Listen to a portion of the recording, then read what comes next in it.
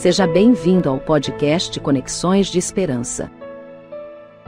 Este áudio é reprodução de leituras e reflexões diárias matinais de textos de Ellen White, feitas pelo pastor Carlos Alvarenga por videoconferência, através do aplicativo Zoom e transmitidas ao vivo pelo canal Conexões de Esperança no YouTube. Nosso desejo é que sua experiência com Deus seja enriquecida com o que você vai ouvir a seguir. Hoje, as nossas considerações estão baseadas no livro O Desejado de Todas as Nações, a partir da página 635. Neste capítulo, nós continuamos lendo sobre a história de Judas. Judas ainda não estava de todo endurecido. Mesmo depois de se ter duas vezes comprometido a trair seu Senhor, havia oportunidade de arrependimento. A ceia pascual, Jesus provou sua divindade ao revelar os desígnios do traidor. Mas o último apelo de amor foi desatendido. Então, o caso de Judas ficou decidido. E os pés que Jesus lavou saíram para ir fazer a obra do traidor. Judas raciocinava que, se Jesus devia ser crucificado, o acontecimento se havia de dar. Seu próprio ato em trair o Salvador não mudaria o resultado. Se Jesus não devia morrer, isso apenas o forçaria a se livrar. Fosse como fosse, Judas lucraria alguma coisa por sua traição. Judas não acreditava, entretanto, que Cristo se deixasse prender. Traindo-o, intentava dar-lhe uma lição. Mas Judas não sabia que estava entregando Cristo à morte. Já que se esquivara a tantas armadilhas, pensava Judas, não havia por certo de permitir agora ser aprisionado. Se Jesus era na verdade o Messias, o povo por quem ele tanto fizera reunir-se-lhe-ia em torno e o proclamaria rei. Judas teria a honra de haver colocado o rei no trono de Davi, e esse ato lhe asseguraria a primeira posição depois de Cristo no novo reino. No horto, quando disse aos guias da turba, o que eu beijar é esse, prendei-o, acreditava plenamente que Cristo escaparia das mãos deles. Judas viu os aprisionadores de Cristo ligarem-no firmemente.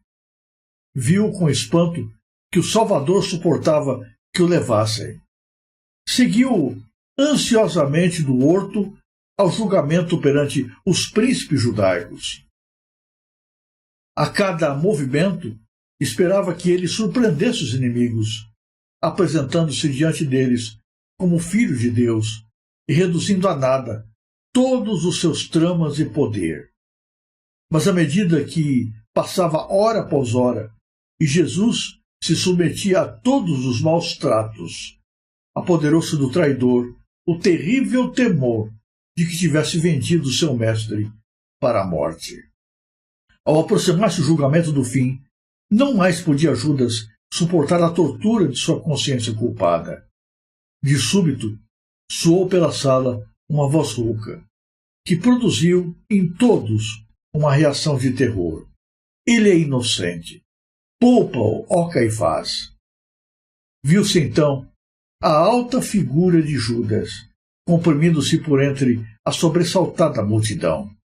Tinha o rosto pálido e descomposto, e borbulhavam-lhe na fronte grandes gotas de suor. Precipitando-se para o trono do juízo, atirou perante o sumo sacerdote as moedas de prata, preço de sua traição a seu Redentor. Agarrando ansiosamente as vestes de Caifás, implorou-lhe que soltasse Jesus, declarando que ele nada fizera digno de morte. Caifás repeliu zangado, mas ficou confuso e não sabia o que dizer.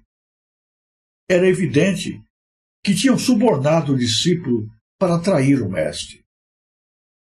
Pequei, gritou Judas, traindo o sangue inocente. Mas o sumo sacerdote, readquirindo o domínio de si mesmo, respondeu desdenhosamente: que nos importa? Isso é contigo. Judas lançou-se então aos pés de Jesus, reconhecendo-o como o Filho de Deus e suplicando-lhe que livrasse a si mesmo. O Salvador não repreendeu o traidor. Sabia que Judas não se arrependera. Sua confissão era tirada à força de uma alma culpada por um terrível sentimento de condenação e expectativa de juízo, mas não sentia profundo e quebrantador pesar por haver traído o imaculado Filho de Deus. Todavia, Jesus não proferiu nenhuma palavra de condenação. Olhou piedosamente para Judas, dizendo: para esta hora vinha o mundo.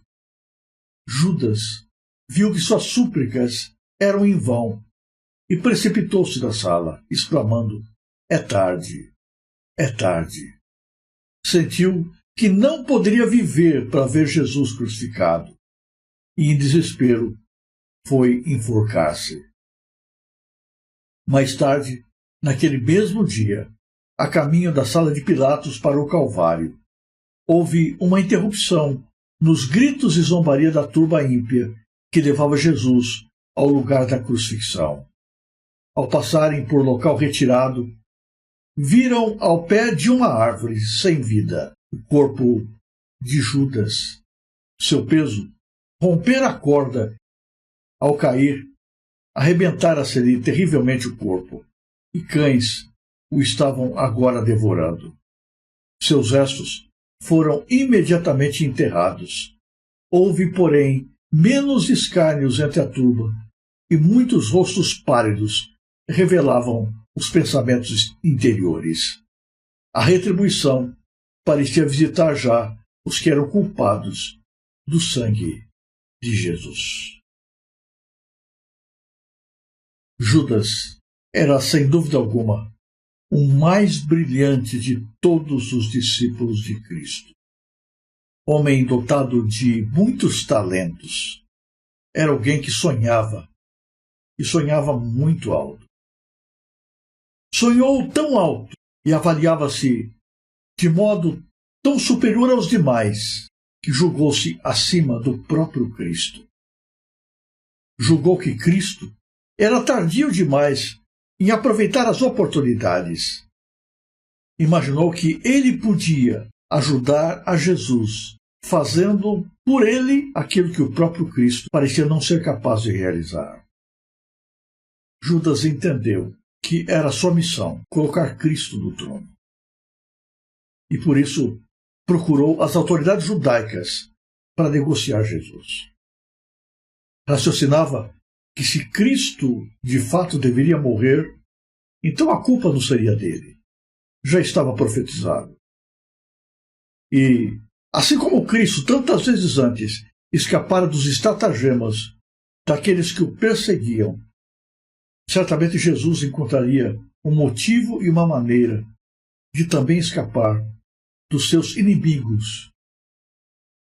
Quantas vezes nós, como seres humanos, nos colocamos em posição parecida, nos imaginando mais inteligentes do que o próprio Senhor, achando que somos capazes de dirigir a Igreja de Deus por caminhos melhores daqueles pelas quais o Senhor o está fazendo. Tentamos ensinar Deus a ser Deus. Queremos dirigir a causa de Deus, a vontade de Deus, a obra de Deus. Mesmo quanto à nossa vida, às vezes nós oramos, mas não temos a paciência para ficar aos pés de Jesus esperando que Ele faça a sua vontade. Nós queremos impor aquilo que nós achamos, que nós pensamos, que nós desejamos ao Senhor. Esquecemos que nós não somos nada. Deus é Deus. Nós não podemos ensinar a Deus. É uma tolice pensarmos que nós podemos determinar o modo como Deus deve agir. Judas julgava-se mais inteligente que Jesus. Portanto, traiu Jesus. E a traição é dolorosa porque ela nunca parte de alguém que está distante, de alguém que é abertamente inimigo. A traição sempre vem de alguém que está próximo, de alguém a quem amamos. E Judas traiu Jesus com um beijo. O beijo era sinal de amizade, de consideração, de carinho. Era a saudação que marcava o relacionamento de pessoas próximas. Trair Jesus com um beijo foi extremamente vergonhoso e doloroso. A palavra usada na Bíblia para retratar o beijo de Judas não fala de um beijo casual, mas de um beijo carinhoso. E ele ficou esperando que Jesus encontrasse um meio de fugir. Mas Cristo não fez isso. E Judas acompanhou a procissão até a sala do julgamento de Jesus. Jesus não reagiu, não impôs a sua autoridade, não demonstrou o seu poder. Em desespero, Judas procura o sacerdote e diz: não condenem, ele é inocente. Mas os sacerdotes vão de ombro e dizem: o problema é seu, isso é contigo. E Judas lança-se aos pés de Jesus num grito desesperado, dizendo: Senhor, salva-te a ti mesmo. Mas era tarde demais. Aquele grito de desespero não era um arrependimento sincero, era apenas um grito desolado de um coração em angústia pelo desespero da loucura que havia praticado. Era remorso e não arrependimento. As prisões estão cheias de corações repletos de remorso. Pessoas que estão profundamente arrependidas por terem sido pegas na prática daquilo que é errado. Se bem que têm a sua alma cheia de remorso, não estão de fato arrependidas pelo pecado que cometeram. Assim como Satanás, após ser expulso do céu, após perceber que havia perdido tudo, procurou a Jesus para dizer-lhe que ele queria uma nova oportunidade. Assim também Judas teve que ouvir de Jesus simplesmente as palavras de que para isto Jesus viera ao mundo. Em outras palavras, isso devia acontecer. Não precisava ser por Judas. Judas havia escolhido o seu papel e agora devia colher os resultados da sua própria decisão. Nós somos livres para fazer as nossas escolhas, mas não somos livres para escolher a colheita que teremos como resultado. Colheremos exatamente aquilo que plantamos. Em desespero, Judas joga as moedas aos pés dos sacerdotes e sai correndo da sala e procura uma árvore à beira do caminho e tira a sua própria vida. Na manhã seguinte, enquanto a turba passava conduzindo Jesus, todos pararam para contemplar um homem pendurado na árvore. Na verdade, não estava mais pendurado.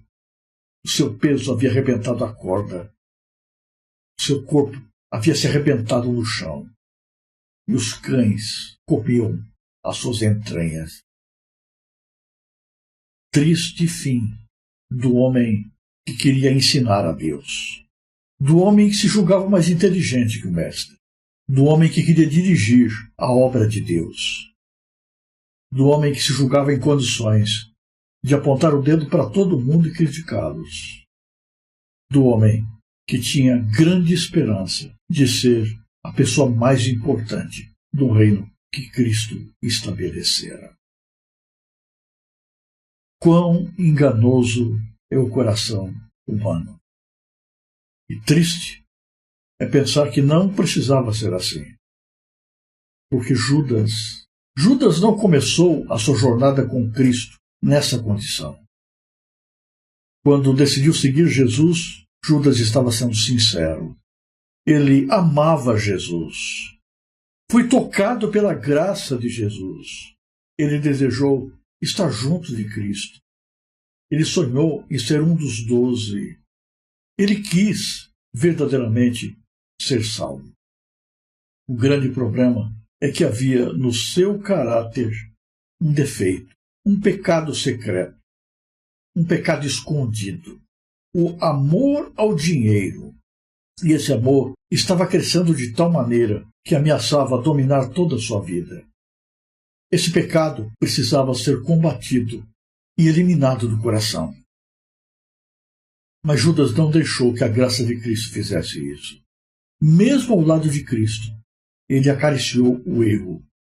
E esse erro cresceu de tal maneira que dominou toda a sua vida e arruinou a sua história. E quanto a nós, será que não há também em nosso coração algum pecado secreto, algum pecado escondido, algum pecado que parece tão insignificante que nós não damos importância para ele?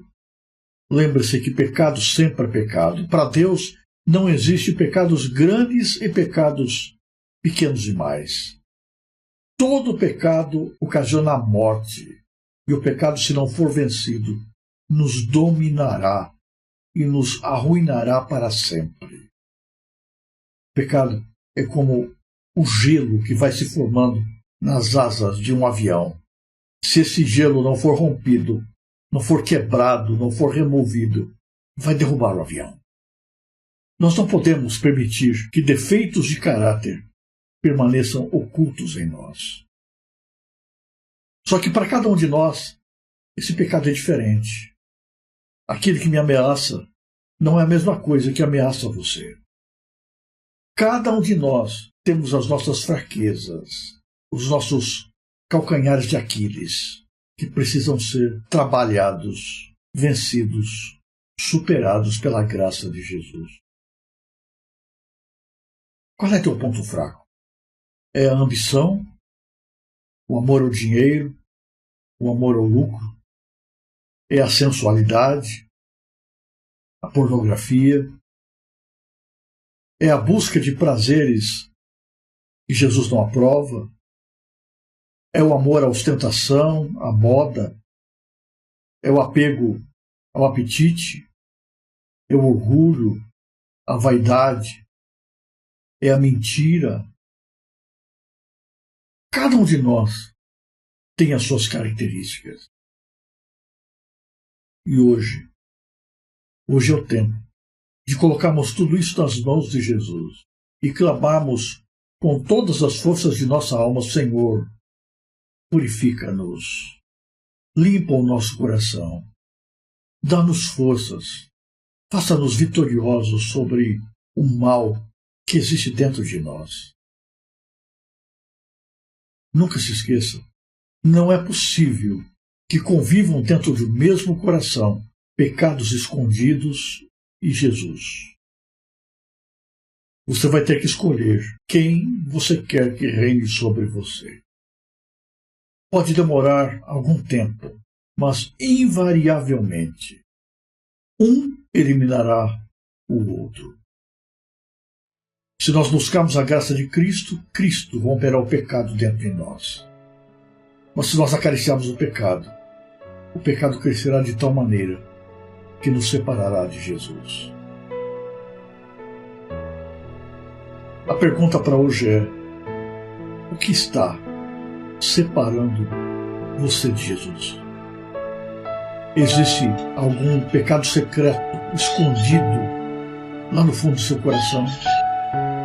Não menospreze. Não julgue que ele é inofensivo. Vença-o antes que ele afaste você da vida eterna.